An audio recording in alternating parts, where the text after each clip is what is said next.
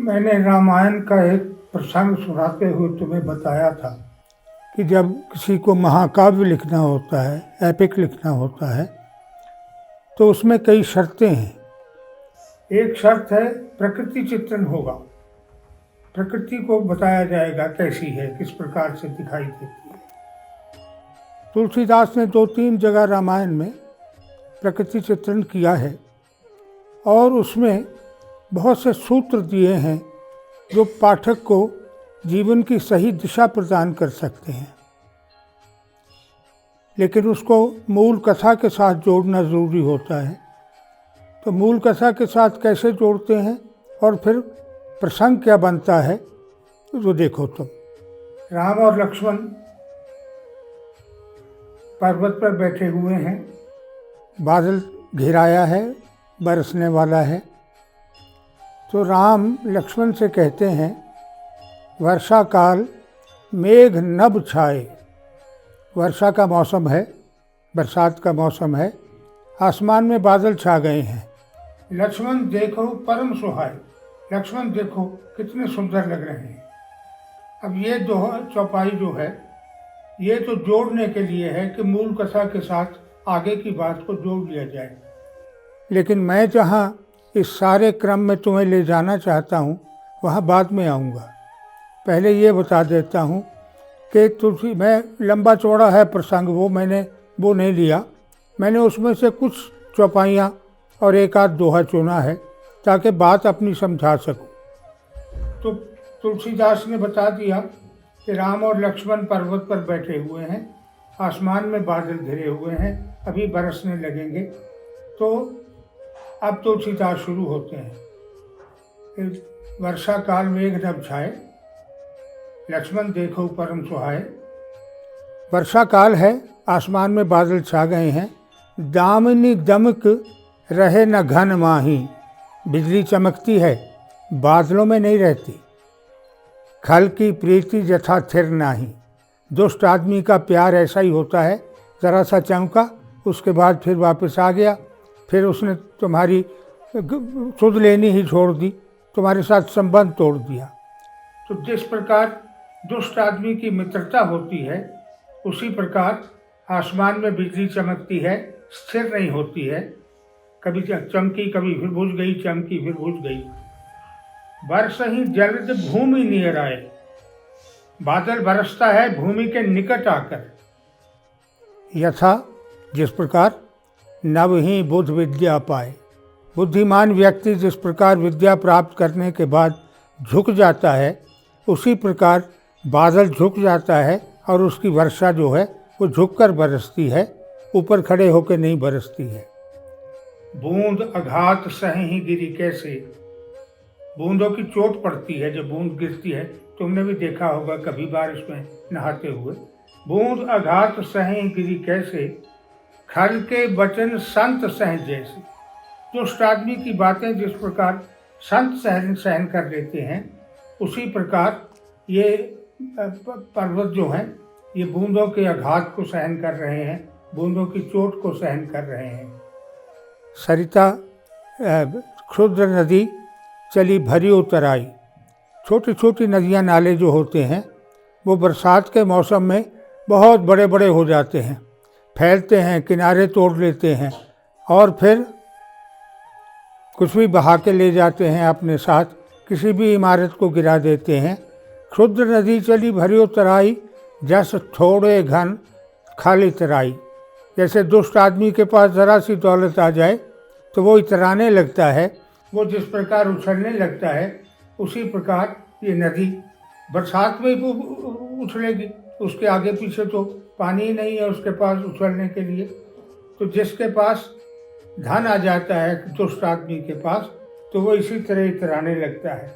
भूमि परत भा ढाबर पानी, जमीन पर गिरते ही पानी गंधला हो जाता है।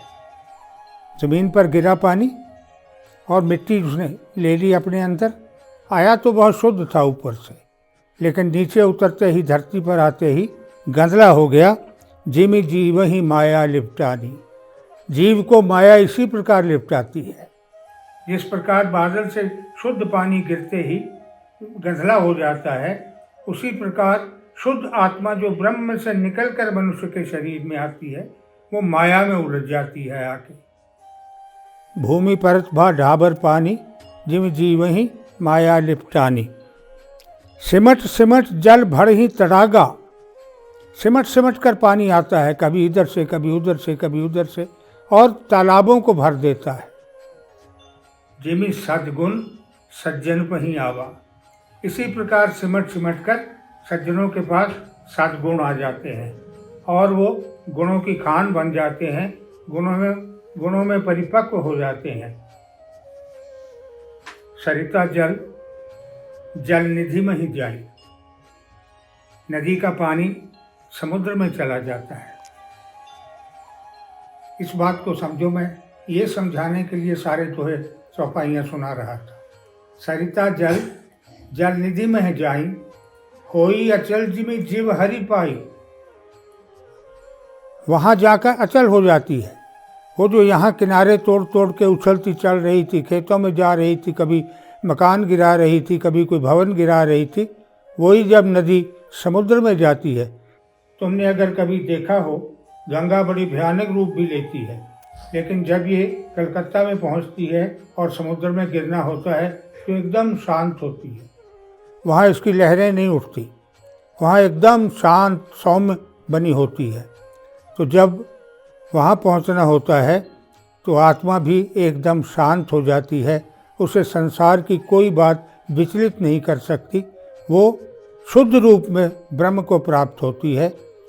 तो जिस प्रकार हर नदी का उद्देश्य समुद्र में जाना है, वो स्वयं जाए या किसी के साथ मिल के जाए, जाना समुद्र में है। उसी प्रकार जितनी आत्माएं संसार में हैं, जितनी आत्माएं धरती पर हैं, इन सबको वहाँ जाना है। लेकिन वहाँ जाने के लिए वो अपने आप नहीं खींचेगा, तुमको जाना पड़ेगा। ब्रह्म तुम्हें यहाँ से खींचकर उठाकर अपने पास नहीं ले जाएगा। पहली बार जब उसने तुम्हारी आत्मा को जन्म दिया था तो उसके पास कोई कर्मबंध नहीं था, वो विशुद्ध आत्मा थी। तुमने कर्मबंध बना दिए। कहाँ से शुरू हुए?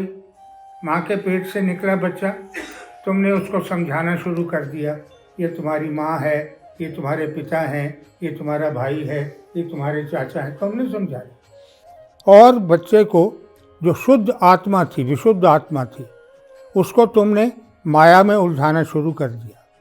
और एक बार नहीं, 50 बार समझाते हो, नहीं ये मम्मी है, नहीं ये पापा हैं, फिर भूल जाता है वो, फिर याद कराते हो।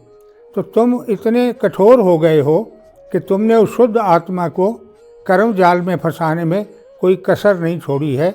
इस प्रकार से तुम माया में उलझाते हो। सरिता जल जल निधि में जाई, कोई अचल जिमि जीव हरि पाई। हरित भूमि तिल संकुलित, समझी पर ही नहीं पंथ। बरसात के मौसम में सारी पृथ्वी हरे घास से भर जाती है, रास्ता भी दिखाई नहीं देता। वो जो पगडंडियाँ बनी होती हैं जिन पर चला करते हैं लोग, वो भी पगडंडियाँ घास में छुप जाती हैं। जिमि पाखंड विवाद ते लुप्त होई सदग्रंथ। जब पाखंड फैलने लगता है तो सदग्रंथ जो हैं, सच्चा रास्ता दिखाने वाली किताबें जो हैं, वो भी लुप्त हो जाती हैं, वो भी दिखाई नहीं देती कहाँ चली गई। जिस प्रकार तो आजकल जो कुछ वो चल रहा है और फिर जो परिणाम उसके निकल रहे हैं, मैं उन पर कमेंट नहीं करता हूँ, लेकिन चाहता हूँ कि मेरे देश के लोग, मेरी देश की जनता इस बात को समझे कि जिस आदमी को तुम भगवान समझकर पूज रहे थे, वो आदमी बलात्कार का दोषी सिद्ध हो गया अदालत में और उसको उम्र कैद की सज़ा हो गई।